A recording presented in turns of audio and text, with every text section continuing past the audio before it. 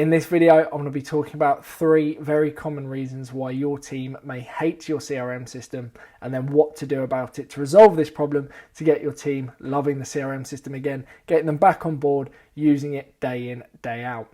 Welcome CRM crew, my name is Nick. Thank you ever so much for giving this video a watch. Hopefully it will be of some value to you. So without further ado, let's get to the first point, which is it's not actually built for your business. So often you see CRM systems that out of the packet or out of the box packages, out of the box solutions, they need customization. And obviously as they're out of the box, they're very, very general.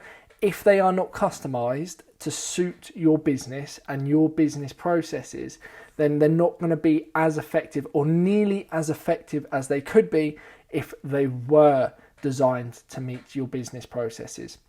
So if you're in this situation where you've used an out-of-the-box package and not done any customization, what I would strongly recommend you do is have a look at your business processes. If you haven't got your defined, or if you haven't defined your business processes already, you need to go ahead and do so. You can use an application called Google Drawings. It's completely free. It's accessible if you've got like any Google account, you can go ahead and use it. That will be very useful in defining your business processes. So step-by-step processes. And then what you want to do once you've got your processes, you want to translate that into the system so the CRM system becomes applicable to your business. So it actually is molded around how your business operates. So you can do that by using all the various customization tools available in different CRM systems.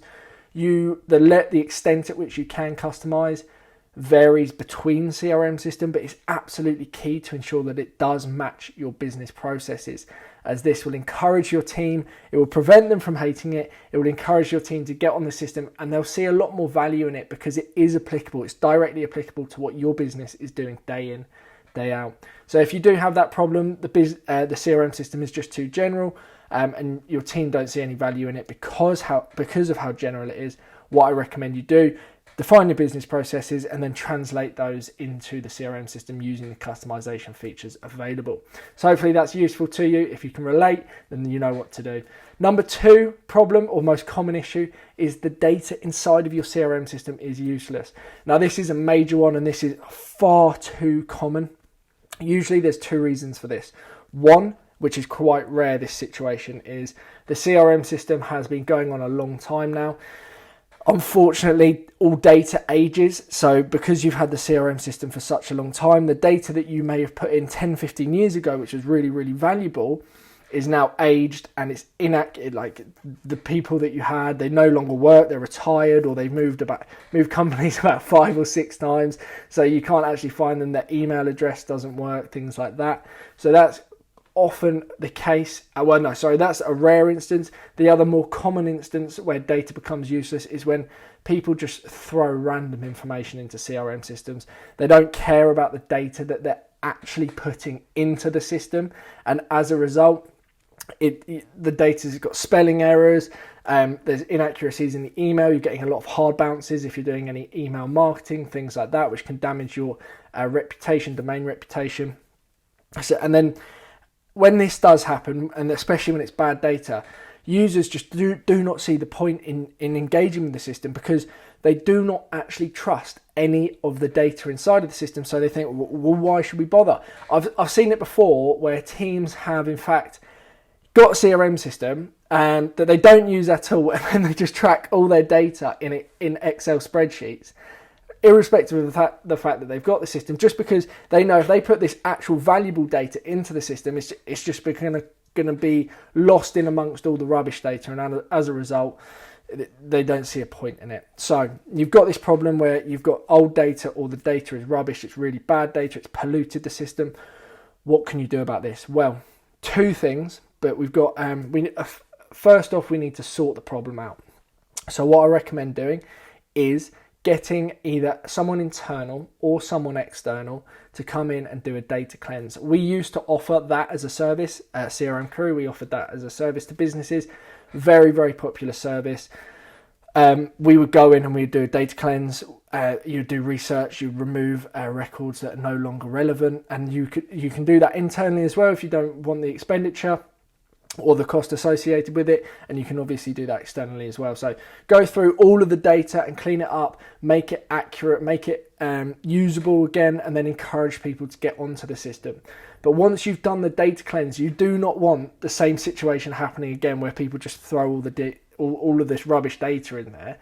How can you prevent this? Well, you need to create data policies, and you need to ensure that people commit to these policies so they don't just go ahead and throw random pieces of information in. That's going to prevent that from happening. Okay, so if you don't, this just becomes a vicious cycle of you clean it up and then people throw data in and then it's a mess and then you have to clean it up and it will never get any better. So make sure you do the cleanse and then you set the policies. And then finally, the final common reason why team members hate using their CRM system or the business's CRM system is because they don't know how to use it. And that this is far too common. Again, is businesses go through the effort and the expense of implementing a CRM system. They do all the requirements, specification, they define their business processes. They then pay an implementer an absolute fortune to develop the system and build it to the needs of the business. And then finally, they just expect the team to know how to use it. The reality is very few people are just going to be able to log onto a CRM system and then begin to use all of the features available to it. A lot of the time people feel quite frightened by going on. They're scared to break things on the CRM system. So in order to prevent this, which is very, very obvious, you need to train your team on how to use the system. Now, there are two recommendations I can make in terms of training. One, you get a super user, that is someone internal inside the business who is confident, they know how to use the CRM system, they could teach it to other people. Often this is a younger member of the team who's a little bit more savvy with tech. They can go ahead, teach people all around the business how to use it, and that will improve everyone's confidence, make them far more likely to want to use the system and hate it a lot less. And secondly, the other option is get a training partner or someone external. We provide training solutions. I know that's a bit of a shameless plug, but we provide training solutions for businesses to teach them how to use their CRM systems. So you could go ahead and do that and get someone external to come in, host one-to-one group training sessions. We do bespoke video courses as well. And then you could go, and that will solve the problem. That will give them far more confidence. They'll be far more inclined to use the system. They'll know how to get the most from all of the features available in the system as well. So those are the three most common reasons why your team may hate your CRM system. And hopefully those solutions, maybe you can relate to one of those problems and those solutions are going to be helpful for you in solving that problem that you may have. Hopefully you've enjoyed this video. Thank you ever so much for watching. If you're one of my subscribers, thank you so much. If not, welcome to the channel. And I'll hopefully see you shortly in the next video. Thank you for watching and goodbye.